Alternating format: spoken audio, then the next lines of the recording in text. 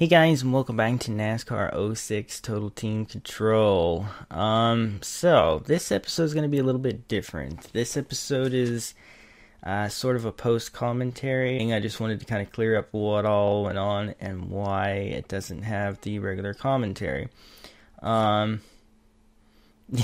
at this point, it was an experiment because of those of you who thought that it should be higher difficulty. I bumped it up to Legend for the charity race that we had to start with. And, yeah.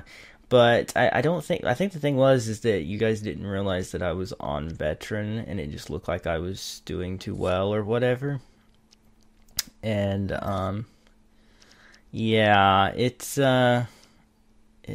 was not the case. So, but I bumped it up to Legend, and we're about to see what happened when we get to the charity race. But anyway, the reason that I am doing this post commentary is because my entire commentary was pretty much a rant of one kind or another.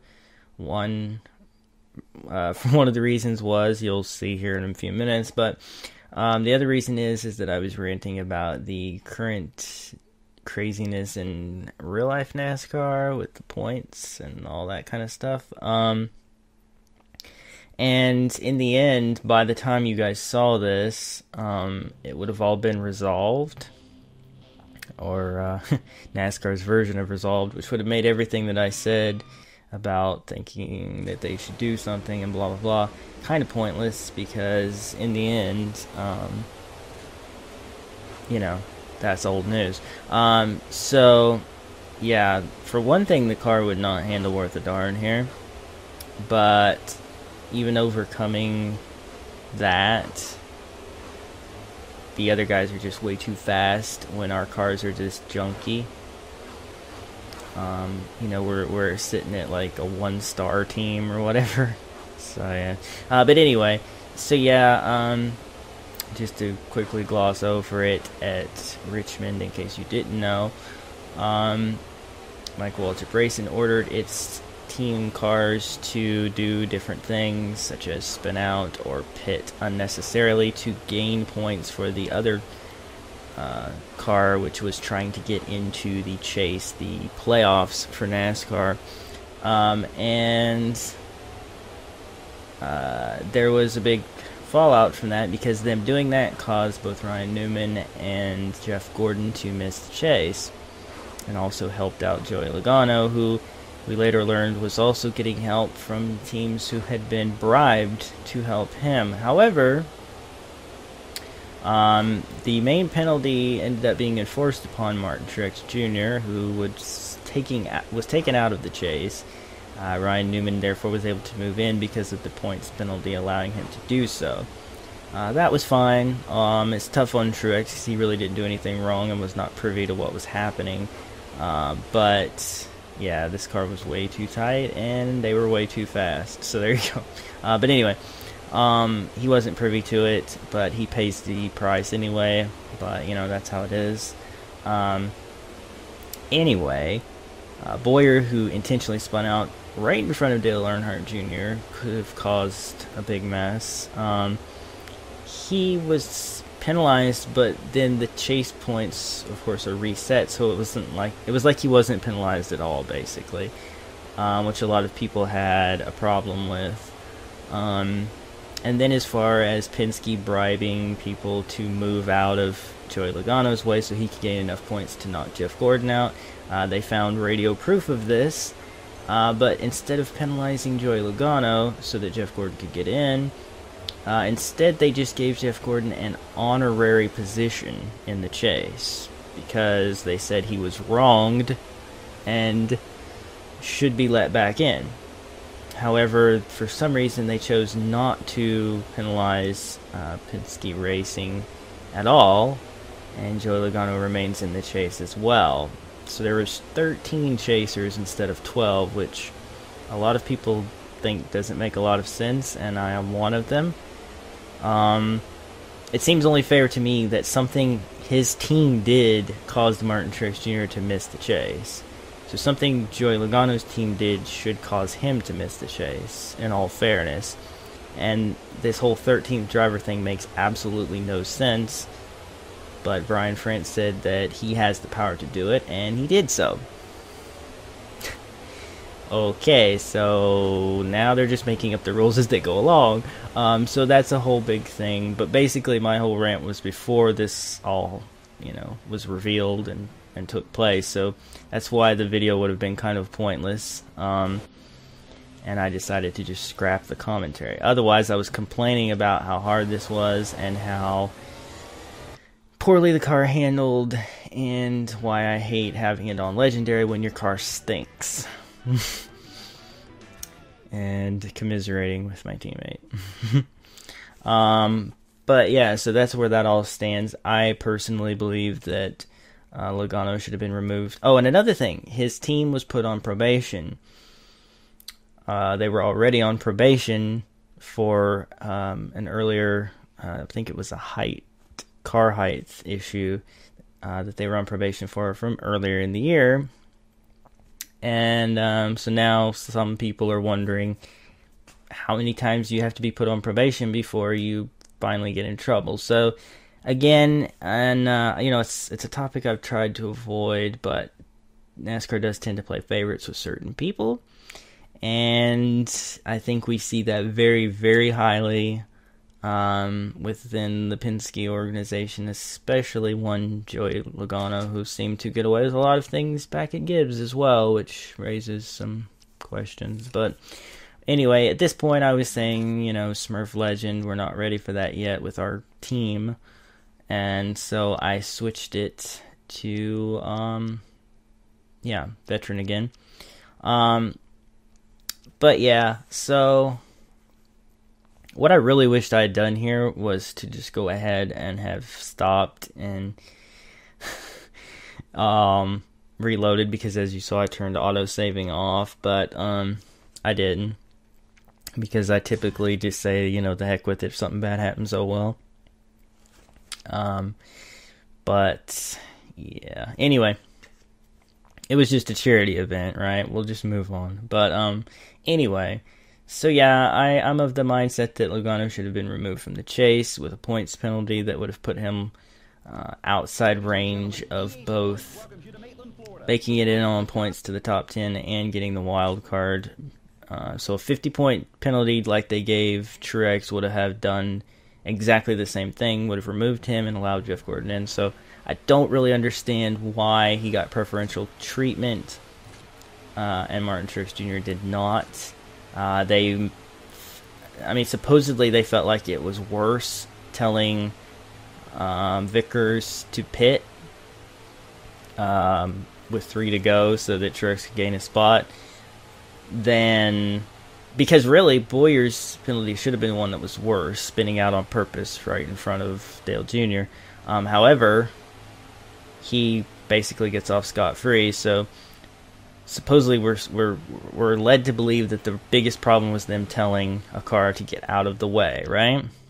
But then you switch to Penske, who did not tell a team car to get out of the way, because Brad Keselowski was already lower than Joey Logano, I believe. No, they told other teams to get out of the way, and according to the radio communication, those teams were going to get something out of it. But that's not as bad as telling your teammate to pull over for you. So you decide, if you feel like talking about it in the comments below, what you think. Because me, oh man, I was really tight here. I felt like what Penske did was worse than what MWR did. And if MWR got a 50-point penalty to take Truex out, then Logano should have been taken out with the same penalty. Just me. I felt like their deal was even more underhanded, but at the very least was deserving of the same penalty. Whatever. There's 13 cars in the chase, which I also found hilarious because it's the 2013 chase, and the announcement came on Friday the 13th. But let's not be superstitious. So I was trying to get a handle for the track here, figure out, what line worked for me. The car was so tight. But I felt like I was starting to figure it out, where I could slow down, where I could clip the apron, when it was okay to ride high or whatever. And I was at least keeping pace, trying to gain a little bit. But all the while I was rambling on about how something should have been done and blah blah blah. But yeah, swung wide there. It did gain me some time. Oh gosh, that was close. That was closer than even I thought at the time. Wow, seeing that again was crazy. How close I came to the entrance of pit road. But as you can see, making up some ground now. Right on the 115. Trying not to get anybody mad at me. Banging him anyway, which was not intended, but okay. Up a little higher than I want to be, right there. And realizing that I probably let him get under me. Right there, I realized it. I'm like, okay. That was my teammate, who I really did not want to get into a scuffle with. And also just avoid wreck in general, so I let this guy go as well, and then I work on getting him out of the way. A little bit of the chrome horn as laps wind down. I was thinking I really have to get something done right now. Working on getting a good clean pass. I tried to give him a little draft, thinking he might be able to get by, but this isn't the place for that.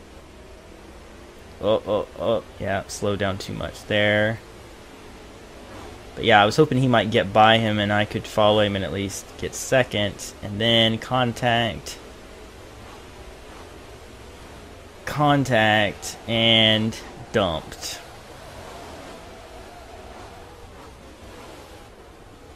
And then it gets stuck, and I'm trying to remember the button for reverse, which was poorly timed, as my teammate comes along leading the race and rams the heck out of me. And then other people get mad at me, even though I don't know how you can get mad since you're the one who rammed the frig out of me, but okay. So lots of people mad, dead last, and taking a hit in the points. So this led to even further aggravation in my original commentary. But you know what? Crap happens. So we're going to deal with it and move on. But yeah, so again, let me know your thoughts on the real life NASCAR stuff in the comments below. Even if you're a Joey Logano fan, can you validate what they did, and why it was less terrible than just asking your teammate to get off the track, even though Truex didn't even ask, but asking a team car to move over for another team car was somehow worse than bribing another team. So just let's have a little discussion in the comments about that if you feel like it, and let me know. Anyway, so we're gonna move on in this to some truck racing next time. Possibly two. I might be able to. I obviously had to skip qualifying in this one. Did I remember to look at the standings here? I don't know if I did. Probably. Yeah, no, maybe not. Anyway, so hopefully you found some enjoyment out of that. It was aggravating as all heck for me, but oh well. Anyway, I'm waiting to see if I ever looked at the standings. I don't know. But anyway, hopefully you got some enjoyment out of this, at least discussion-wise, and next time we will hopefully have a lot smoother experience with possibly 2 truck races in the next episode. Also, glad that you guys loved the F1 2012 video I did, and you're probably going to see that sometimes paired with this. I'm in no hurry to get back to NASCAR 2013. In fact, I'm kind of upset with them right now, the makers, because they put out an update that made the game worse, and then put the game on sale, half off, when those of us who paid full price just a month or so ago, whatever it's been, have been trying to help them fix the game. They make it worse and then put it on sale. So that's NASCAR 2013, but we're not too worried about that. We've got NASCAR 06, which is a great game. Inside Line isn't a terrible game, so you might still see me taking some or doing some of the requests on there. And then some F1 2012, because man, you guys really seem to like that. So who knows? But anyway, I guess I'm not gonna look at the standings. I guess I just sat here at the screen fuming for a while. No, I did. I must have been really ranting at that point. Yep, 12-point lead. So things are going to be crazy going forward from here, but I'm not going to be messing with Legend difficulty again anytime soon. We're just not ready. But anyway, thank you for watching. My name is John, and I will see you guys next time for more. Bye!